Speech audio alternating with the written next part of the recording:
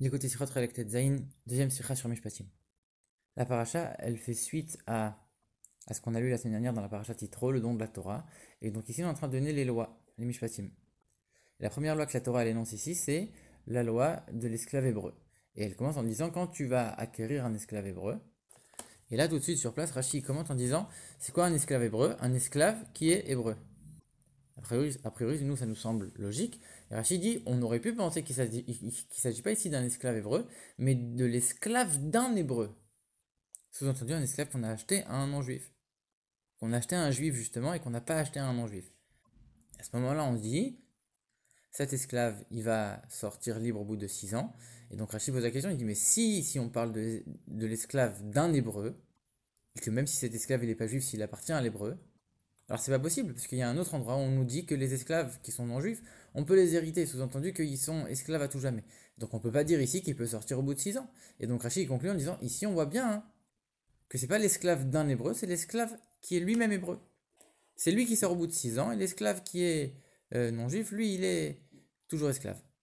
Alors le Rabbi pose plusieurs questions sur ce Rashi. Première question, dans le titre du commentaire, Rashi, il vient pas juste citer le mot Eved Ivri. Il vient citer le mot Kitikne Eved Ivri, quand tu vas acquérir. Mais en vérité, ici, Rachid est en train d'expliquer uniquement c'est quoi un esclave hébreu. Il n'est pas en train d'expliquer c'est quoi quand il va acquérir.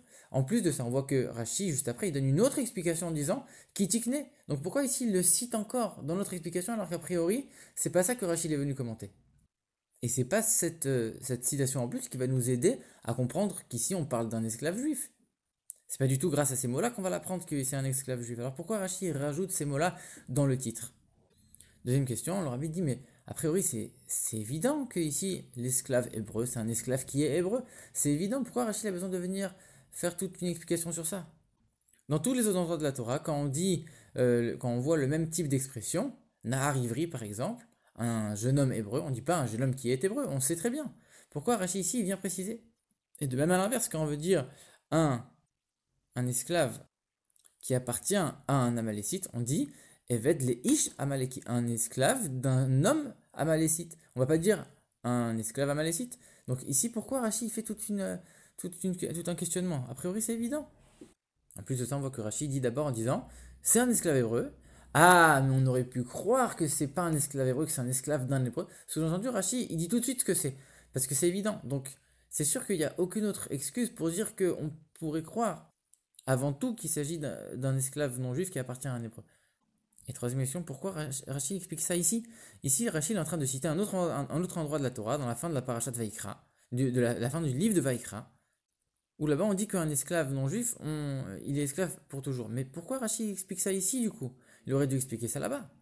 Et on sait que Rachid il explique toujours selon le sens simple et pour comprendre le contexte dans l'endroit où on se trouve. Donc ça veut dire que ici, Rachid, bien qu'en plus, normalement, il cite la Mechilta, là, il n'a pas mentionné qu'il cite la Mechilta pour dire qu'en vérité, ici, il est uniquement en train de décrire le sens simple du texte dans notre contexte à nous exactement.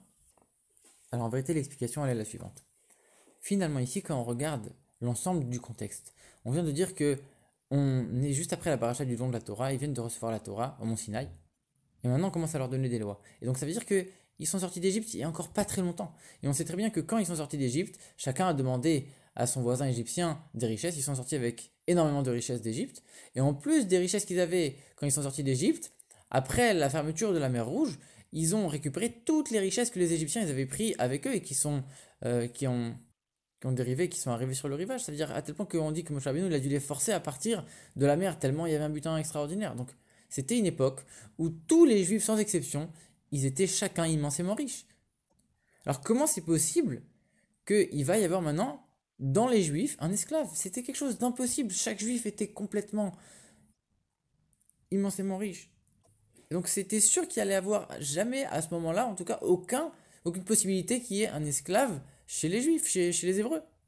Alors on pourrait penser que tout de suite après le parachat du don de la Torah, les premières lois qu'on va donner, c'est des lois qui sont adaptées à leur situation. Alors comme on le voit, ne faites pas de dieu d'or et dieu d'argent. Ils avaient de l'or et de l'argent, ça on peut comprendre. Mais venir parler des esclaves hébreux alors que là, il n'y en avait aucun qui serait susceptible de devenir esclave. Au contraire, c'est eux-mêmes qui avaient des esclaves. En plus des richesses, ils avaient des esclaves et des servantes, comme c'est dit. Et c'est quelque chose qui est tellement étonnant que Rachi il vient, il dit, regarde, on ne peut pas passer à côté. On va dire, ok, a priori c'est sûr que c'est un esclave juif, mais c'est tellement étonnant dans notre contexte, on est obligé de venir justifier pourquoi c'est pas un esclave d'un juif. Dans le contexte, ça aurait été beaucoup plus logique. Et Rachi vient prouver le contraire. Mais a priori, c'est la première chose qui saute aux yeux. On aurait dû tout de suite penser que c'est un esclave non juif, puisque c'était impensable d'avoir un esclave juif à cette époque. Et d'ailleurs, pour un enfant de 5 ans, lui, il voit que dans les parachutes qu'on a lus depuis le début de la Torah, Avram Avinu, il avait Eliezer comme serviteur. Et Eliezer, on voit qu'il est resté des années chez Avram, il n'est pas resté 6 ans. Et Eliezer, il n'était pas juif. Comme on sait qu'Avram Avinu, il a fait toute la Torah, comme Rachid le dit lui-même, alors ça veut dire quoi? Avram Avinu, il n'aurait pas accompli cette loi, qu'un esclave d'un juif, il doit partir au bout de 6 ans. Alors ici, on est forcé de dire que c'est pas l'esclave d'un juif, c'est un esclave qui est lui-même juif. Mais Rachid ne vient pas prouver ça avec l'histoire de Eliezer. Rachid vient prouver ça avec une loi beaucoup plus concrète, beaucoup plus sérieuse, en disant un esclave non juif, il est pour toujours, comme on voit dans une autre partie de la Torah. Maintenant, on va comprendre pourquoi Rachid, dans le titre de son commentaire, il a aussi noté Kitikne quand tu vas acquérir. Pourquoi? Parce que c'était tellement impensable qu'il y ait un esclave juif à l'époque. On ne pouvait pas commencer en disant il y aura un esclave juif. On commence en disant quand tu vas acquérir, sache que dans le futur, une époque qui n'est pas l'époque actuelle, dans plusieurs générations, vous allez arriver à une certaine situation où vous allez pouvoir acquérir un esclave hébreu.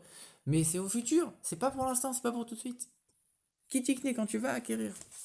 Et donc ici, c'est pas possible de parler d'un esclave qui est non juif. Ils en avaient déjà des esclaves non juifs. Tu peux pas dire que tu vas acquérir. C'était déjà présent. Tu peux pas le mettre au futur. Au futur, c'est forcément que c'est dans une autre époque où il y aura une possibilité qu'il y ait un esclave juif. Maintenant, il y a quand même quelque chose qu'on comprend pas.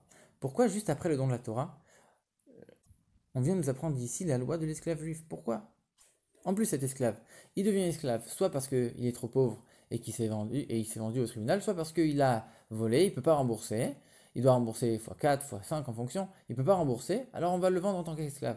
Mais en vérité, lui, cette loi de l'esclave, elle fait suite aux lois du vol. Et ici, on n'a pas du tout parlé des lois du vol, on parle tout de suite des lois de l'esclave. Donc on voit que c'est pas du tout dans l'ordre, il y a quelque chose qui cloche ici. Et quelqu'un qui explique le sens simple, il aurait dû tout de suite parler de cette incohérence. Pourquoi tout de suite après le don de la Torah, on parle d'une loi qui n'a rien à voir? Et Rachid, ça, il le dit pas, alors qu'il y a plein d'autres commentateurs qui expliquent ce sujet-là. Alors il y en a qui vont dire, l'ordre dans la Torah, il n'est pas forcément... Il fait pas partie intégrante du sens simple, il n'y a pas forcément besoin de l'expliquer. C'est pas vrai. Rachid commence en disant, Ve'el la mishpatim, que si les mishpatim ils font suite au don de la Torah, c'est pour nous dire qu'ils sont aussi importants que ce qui a été dit au Mont Sinaï au don de la Torah. Donc on voit que Rachid est en train de faire des liens entre les choses. Et en plus de ça, comme on l'a dit, ici, Rachid est en train d'expliquer en fonction du contexte, qu'ils étaient tous riches, etc. Et ça, on voit bien que ça s'inscrit dans un ordre chronologique. Donc ça veut dire quoi? Que bien sûr qu'il faut interpréter selon le sens simple la chronologie des événements. Et pourtant, Rachid ici, il n'explique pas. Donc c'est étonnant. Alors, en vérité, quand on regarde un peu plus loin dans la paracha, on voit que si jamais cet esclave hébreu, au bout de 6 ans, il n'a pas envie de devenir libre, il dit, moi je veux rester, j'aime mon maître, j'aime ma femme et mes enfants, etc. Je veux rester esclave. On lui poinçonne l'oreille. Et Rachid explique, cette même oreille qui a écouté au Sinaï en disant ne vole pas, et lui il a volé, à cause de ça il était obligé de se vendre en tant qu'esclave. Alors lui on va lui poinçonner cette même oreille qui a écouté au mont Sinaï de ne pas voler. Et si jamais il n'a pas volé, mais qu'il s'est vendu en esclave juste parce qu'il était pauvre, alors cette même oreille qui a entendu au Sinaï que on est les esclaves de Dieu et de personne d'autre, et lui il s'est rendu esclave d'un homme, alors lui on va aussi lui poinçonner l'oreille. A priori, c'est étonnant, on voit jamais de lien. La Torah, même si des fois elle dit c'est quoi la récompense ou la punition d'une mitzvah ou d'une avera, elle va jamais expliquer pourquoi il y a un lien, pourquoi c'est ça la récompense, pourquoi c'est quoi le lien entre la mitzvah et la récompense. Jamais on explique ce lien. Et ici on voit clairement, parce qu'il n'a pas l'oreille qui n'a pas écouté, alors elle va être poinçonnée.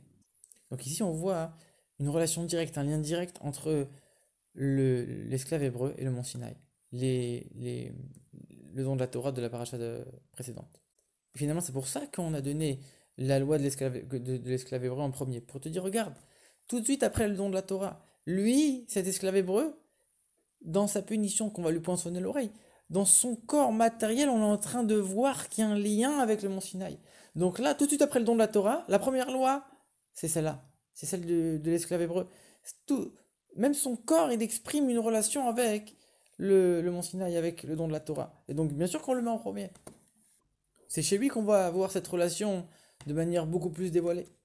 En vérité, comme on sait, d'après la profondeur des choses, on sait que le don de la Torah, le but du don de la Torah, c'est de lier la Torah avec les choses matérielles. Que avant, les patriarches ils faisaient des mitzvot qui étaient pas du tout inscrites et ancrées dans le matériel, et le don de la Torah a permis d'ancrer le spirituel dans le matériel. Et donc ici, on voit une influence de la Torah directement sur les choses matérielles. Que le corps même de l'esclave, il va être touché par ça.